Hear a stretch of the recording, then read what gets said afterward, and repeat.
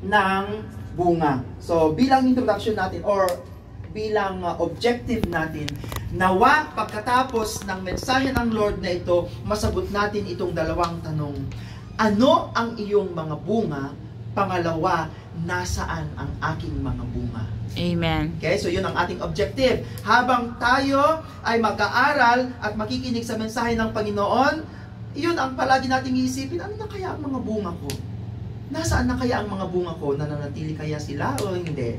So yun ang ating pag-isip, yun ang nasa background ng ating utak habang tayo ay nakikinig. And there is no better introduction for this message kesa sa basahin natin ang first verses ng chapter 15. Basahin ko dito sa Tagalog. Ako, ang Panginoong Yesus ang nagsasabi, ako ang tunay na puno ng ubas at ang aking ama ang tagapangalaga.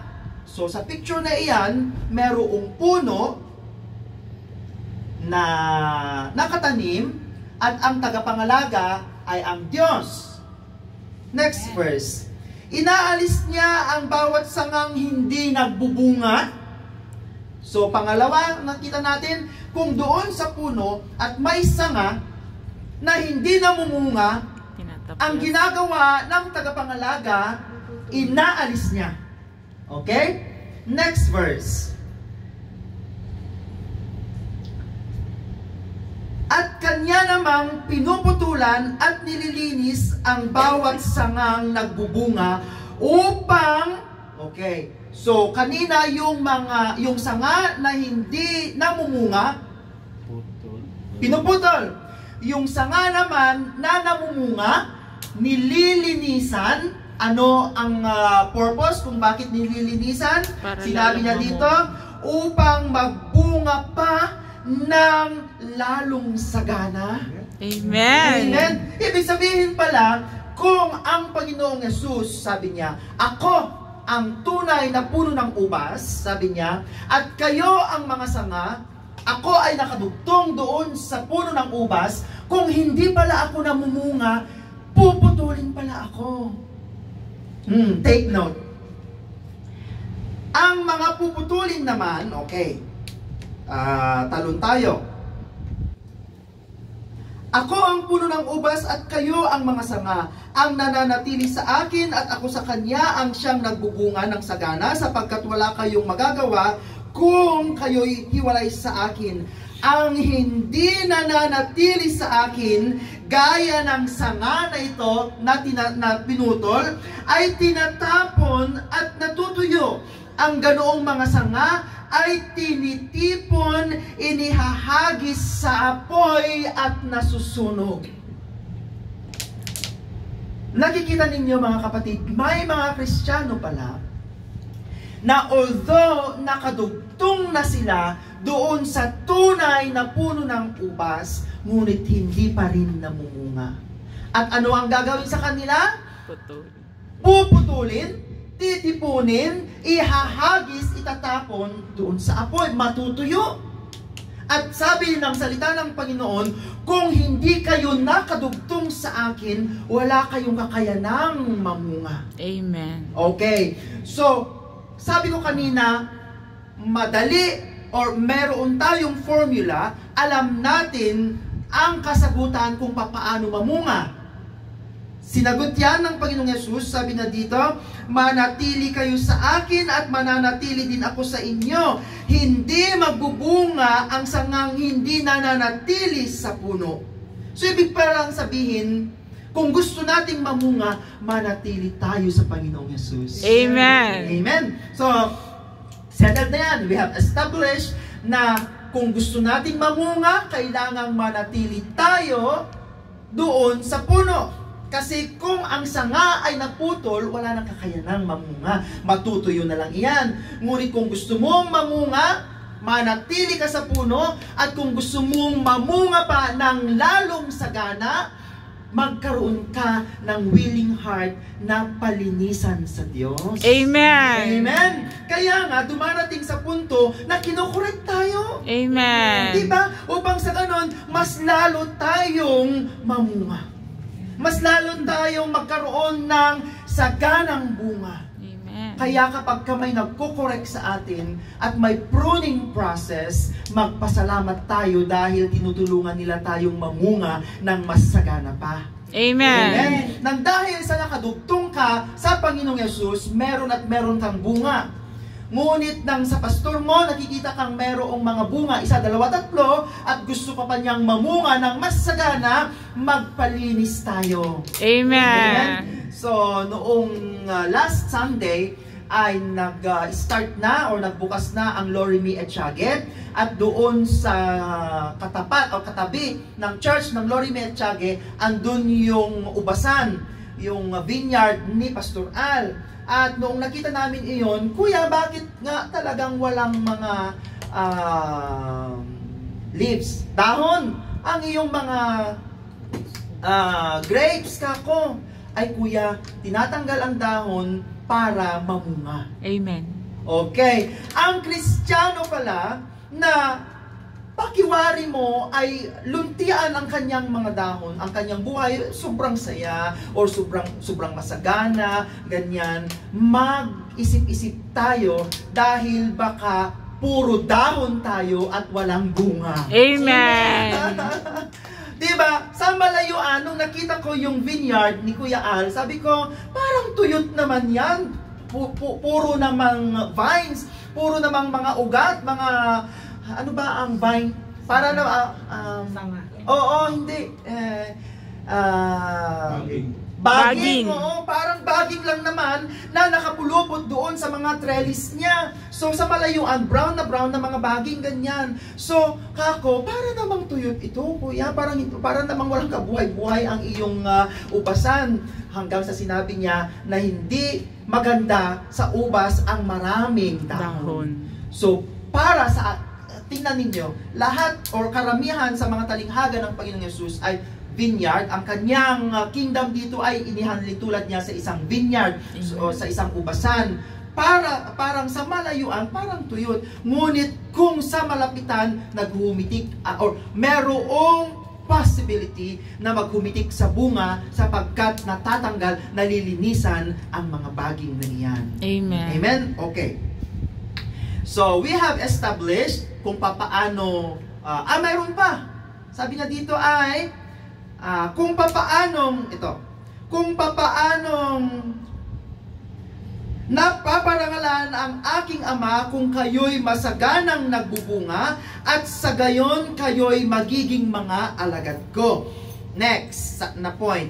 Sabi niya dito ay kung nakikita pala na mayroong bunga ang isang Kristiyano, sino ang napaparangalan? Panginoon. Ang Ama.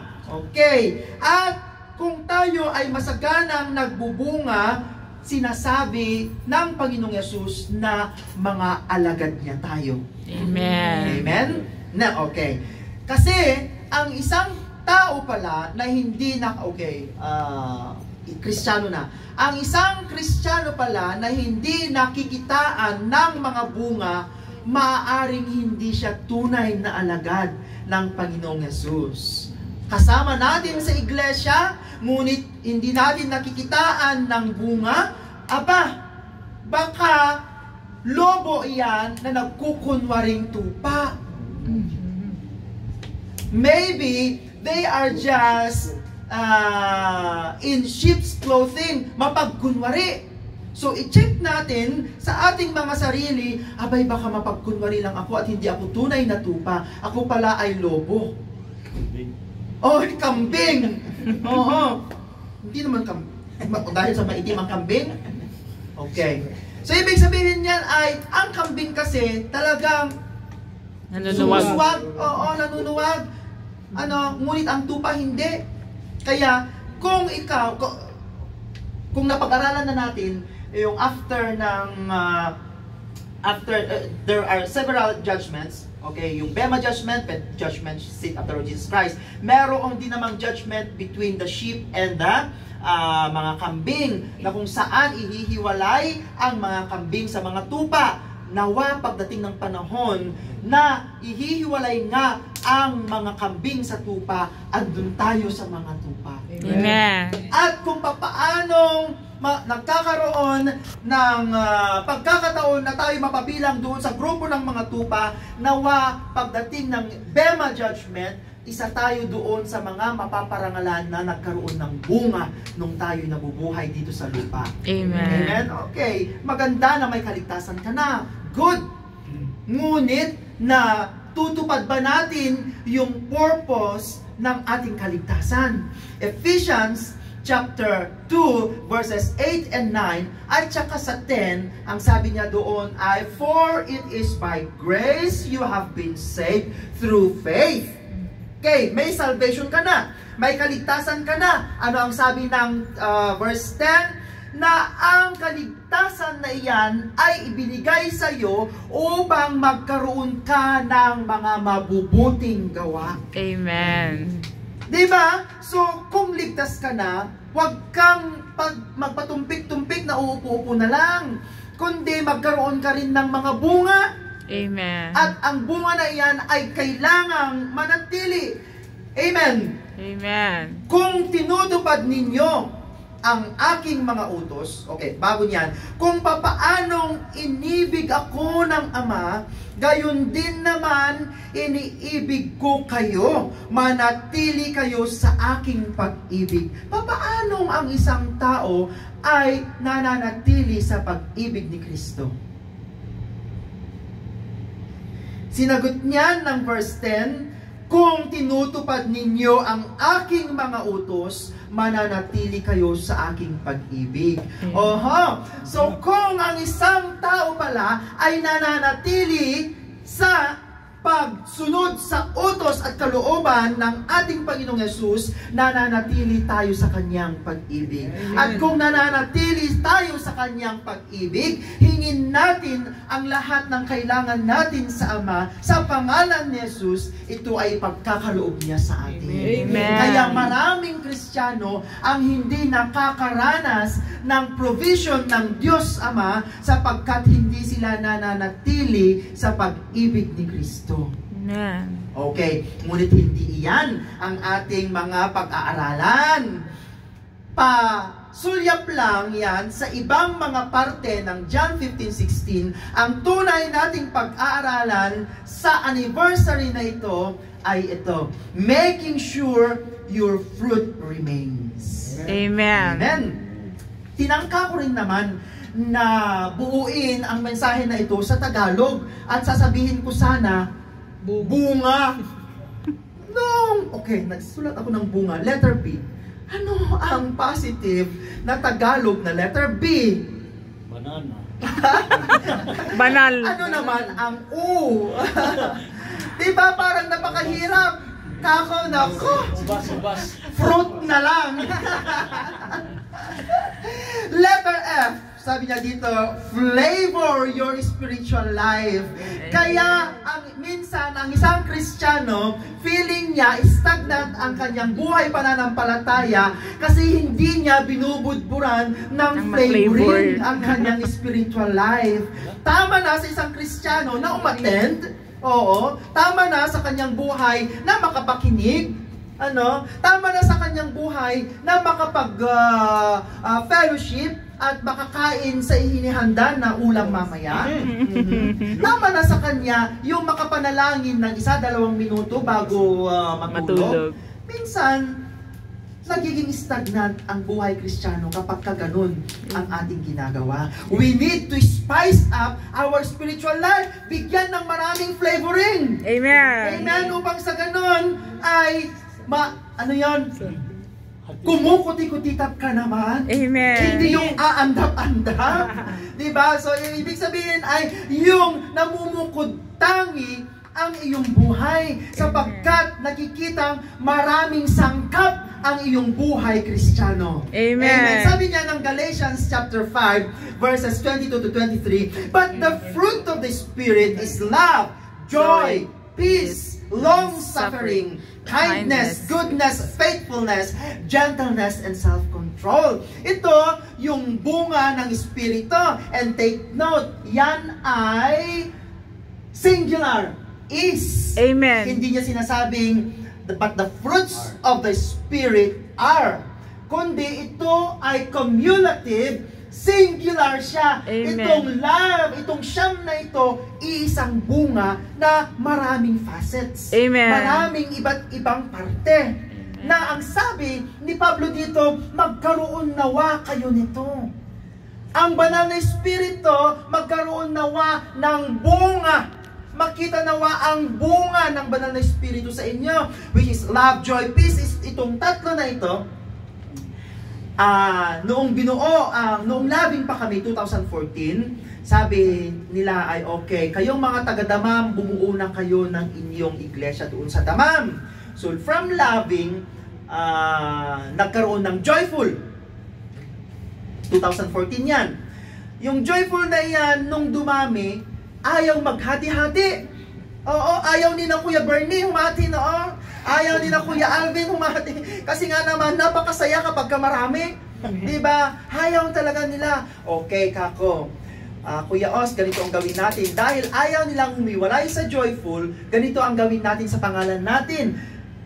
Ang joyful na iyan, manatili, / dahil nanggaling ang unang joyful doon sa loving, sabihin natin joyful love sila.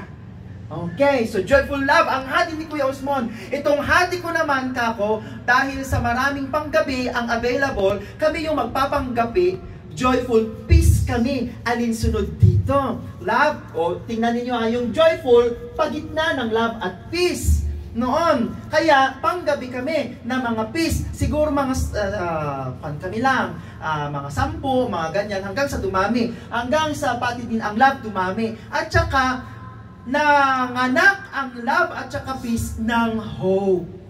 Yun ang history niyan. Yung ibang mga mga ibang na-endorse sa akin noon, na ibinigay sa love, at pati na rin nung dumating si Kuya, yung mga ibang mga kuya, hanggang sa dumating na rin sina Kuya Alvin, ganyan, bubuo na sila ng hope, at ang unang bahay nila ay dito na. Pero bago sila nagkaroon ng bahay dito ay nagjo-join pa noon ang love at saka hope, di ba? Hanggang sa nagkaroon ng panibagong bahay dito na sa Tukba. Sila ang nauna dito sa Tukba na sangay ng joyful. Itong tatlo na ito, love, joy, peace, noong tumanggap ka sa Panginoong Yesus, nagkaroon ka na ng ganyan. Amen. Bakit? Sapagkat ang love na yan ay yung mismong Panginoong Yesus na tinanggap mo, na ngayon nananatili sa iyong puso. Amen. At kapag kaandyan ang Panginoong Yesus sa iyong puso, of course, meron kang kagalakan sa iyong buhay. At nung binanggit mong siya na ang iyong Lord and Savior, nagkaroon ka ng peace, hindi lamang peace of mind, kundi mayroon ka ng peace sa Diyos Ama, sapagkat nung hindi ka pa mananampalataya, nahiwalay ka sa Diyos Ama, di ba? Nang dahil sa kasalanan, ngunit hindi na kayo at war, meron na kayong peace. Ibig sabihin ay hindi na kayo magkaaway ng Diyos. Itinaas mo na ang puting tela, ibig sabihin, surrender ka, Lord. May peace na tayo. We have already peace agreement. So, tinanggap natin yung tatlo na iyan nung tayo tumanggap sa Panginoong Jesucristo. Ang patience, kindness, and goodness, itong tatlo naman na ito, habang tayo ay nagpapadisipulo at lumalago. Growing process. Yung long suffering or yung patience, kaway-kaway sa mga taga-patient, ayun.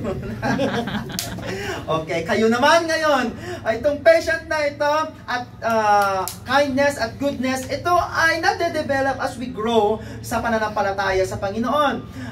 Kindness is kindness, kabaitan sa mga kapwa-tao, kapwa mga mananampalataya. Ang goodness o yung kabutihan ng iyong puso, nang dahil sa pagkukontrol na sa iyo ng Panginoon, ay nagkakaroon tayo ng tatlo na iyan. While faithfulness, gentleness, and self-control when we achieve maturity in our spiritual life. Amen. Kaya kung meron ka ng faithfulness at gentle ka na rin at may pagpipigil ka na sa sarili, abay, pumalakpak ka rin naman. Amen. Diba? Kasi nga, na-achieve mo yung iyong maturity level na. Amen. Ngunit sabi ko nga sa inyo, huwag naman nawa na pagdating ng pagsubok ng iyong pananampalataya, malaglag ang mga bunga na iyan. Diba? Panatilihin natin ang mga bunga na iyan.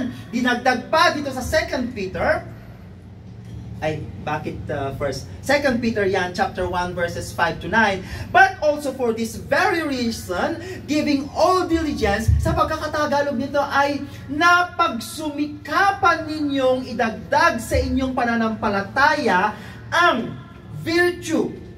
Okay. Dahil dito, sikapin ninyong idagdag. Ibig sabihin kung sikapin, mga kuya at mga ate, meron ka talaga, yung pagsusumikap, Effort. may pagsasakripisyo. Di ba? Meron kang gagawin. Amen. Hindi lang yung, mananampalataya na ako, sit ka na, hayahay. Hindi. May mga sakripisyo kang dapat gawin upang may dagdag ang mga susunod na ito sa pananampalataya. Sabi niya, pag sumikapan ninyong idagdag sa inyong pananampalataya ang kabutihan, sa inyong kabutihan ang kaalaman, sa inyong kaalaman ang pagpipigil sa sarili, sa pagpipigil sa sarili ay idagdag ninyo ang inyong katatagan, at sa inyong katatagan naway idagdag ninyo ang pagiging makadiyos, at sa inyong pagiging makadiyos may dagdag ang pagmamalasakit sa mga kapatid, at sa pagmamalasakit may dagdag ang pag-ibig. Amen. Kaya sa ating mga Kristiyano, huwag na tayong wala nang dapat bitter at saka hatred. Amen. Huwag nating imarites ang nalalaman nating pan ng isa. Oo, huwag tayong feeling Maganda. matuloy. Oo. Kundi para tayo'y matawag na mga alagad ni Kristo, tayo'y magmahalan. Amen. Amen. Doon yung John chapter 15 di ba? Ngayon, sabi niya, for if these things are yours to abound, kung, sabi niya dito sa Tagalog, ngunit kung ang mga katangiang ito ay taglay ninyo at pinagyayaman, o di ba napakaganda ng pagkakatagalog, kung taglay ninyo ang mga katangian na banggit, sabi niya, at pinagyayaman ang mga ito, ang inyong pagkakilala sa Panginoong Jesucristo ay hindi nawawalan ng kabuluhan at hindi nawawalan ng kapakinabangan. Amen. Amen. Kaya pala, kung ang isang Kristiyano, baliktarin natin. Kung hindi tayo nakikitaan ng mga ito, at doon sa Galatians chapter 5, kung hindi nakikita ang mga yan sa ating mga buhay, nawawalan ng kabuluhan at kapakinabangan ang ginawa ng ating Panginoong Yesus sa atin. Kaya nga, ang ating anniversary theme ngayon ay to bear much fruit. Amen. Oo, kung meron ka ng mga ito, sabi niya, good. Idagdag pa natin ang mga ito, very good. Amen. Amen. Upang sa ganon, tunay tayong nakakabit doon sa tunay na puno ng ubas. Amen. Upang hindi tayo maputol. Alam ninyo, ito ang isa sa mga nakakatakot. Take note. Doon sa Lucas, sabi niya, at nakalimutan ko lang, isa ko sanang material ito. Doon sa Lucas, sabi niya, nakahanda na ang palakol na pantabas o pangputol sa punong hindi namumunga. Nakahanda na. Ibig sabihin ay, kung hindi tayo namumunga, handang-handa na ang tagapagputol. Kung hindi ka nagbabayad ng kuryente mo, baka bukas makalawa, andyan na ang meral ko, puputulan ka na. Di ba? October. Ay, oo. Ganon din tayo. Dapat din tayong magkumahog. Ano ba yan? Magmadali na mag-produce ng ating mga bunga, sapagkat kung hindi tayo namumunga, puputulin tayo. Amen. Nako, isa yan sa mga hindi natin binibigyan ng pansin. Tama na sa atin yung paupo-upo, tama na sa atin yung pakikinig-kinig ng mga gospel songs, tama na sa atin yung pakikinig ng mga sermon online. Abay maya-maya, ibang sermon na pala sa online ang yung napakinggan. Nako, naging INC ka na. Kaya naging M ka na, Kuya Ali. Alihan ko naman pala, hindi naman pala Ali na sa kabila. So, kinaklaro lang ni Kuya. Next! Making sure your fruit remains. Sabi niya kanina dito, flavor your spiritual life. Ito namang R, sabi niya, you need to restore the joy of your salvation. Amen. Karaniwan kasi sa isang Kristiyano, noong nakakilala, super on fire. Talaga naman na napaka-enthusiastic niya. Noong bago siyang mananampalataya, habang lumalakad siya sa kanyang pananampalataya, dumarating ang bagyo sa kanyang mga buhay, habay nalulugmok siya minsan, nalulungkot, ay maraming pinagdadaanan, Tinambayan. Pagtambayan, kapag ikaw ay natisod, bumangon ka. Amen. Diba, natisod kasi ako, Kuya, doon sa sinabi mo na hindi ako namumunga at puputulin ako, abay bumangon ka. Kapag ikaw ay na-convict ng banal na espiritu ng dahil sa mga sinasabi dito sa harapan, magpasalamat ka. Amen. Kapag dumaraan ka sa pruning process. Amen. So, we need to restore the joy of God's salvation to us. Sabi niya, noong nagkasala itong si David, ito ang kanyang prayer, ito ang kanyang awit. Create in me a clean heart, O God, and renew the right spirit within me. Noong nagkasala siya, di ba? Noong inasawa ba, or basta nung nagkaroon sila ng relasyon ni Bathsheba. So, sabi nagsisi itong si David. Sabi niya, give me again the joy that comes from your salvation and make me willing to obey you. Ito minsan ang kalaban natin. Okay, napakadali sa atin na humingi sa Diyos na, Lord, yung kagalakan nawa ay mapasa akin. Pasayahin mo naman ako, Lord. Bigyan mo naman ako ng mga kasiyahan ko dito sa lupa. Madalas tayong naghihingi sa Lord ng mga bagay-bagay na makakapagpasaya sa atin. Walang mali doon. Ngunit ito minsan ang nakakalimutan natin na ipanalangin, make me willing to obey you. Amen. Di ba? Kasi nga, kahit gusto kang pagpalain ng Lord, kung ang iyong will naman, yung free will mo na ibinigay ng Panginoon, ay nagpapatumpik-tumpik at yung kalooban mo pa rin ang siyang nasusunod, paano ka nga bibigyan ng pagpapala ng Lord kung hindi mo man masunod ang Diyos, wala kang willingness to obey the Lord. Amen. Diba? Kaya dapat maipanalangin natin ito always sa ating panalangin. Amen. Na nawa, Lord, ibigay mo sa akin yung willing heart to obey you. Amen. Na maging willing ako lagi na sumunod sa iyo. Hindi yung aking kagustuhan ang aking sinusunod. Hindi ang kagustuhan ng laman na ito ang aking nasusunod. Hindi yung antok ko ang nasusunod. Kundi yung pagpapala mo at kalooban mo ang aking susundin. Amen. Amen. Alam ko maraming antok kagabi kasi nag-prepare kayo, nagluto kayo lahat-lahat. Tama, kami kaninang madaling araw, alauna na kami nakapaghatid sa mga kapatirang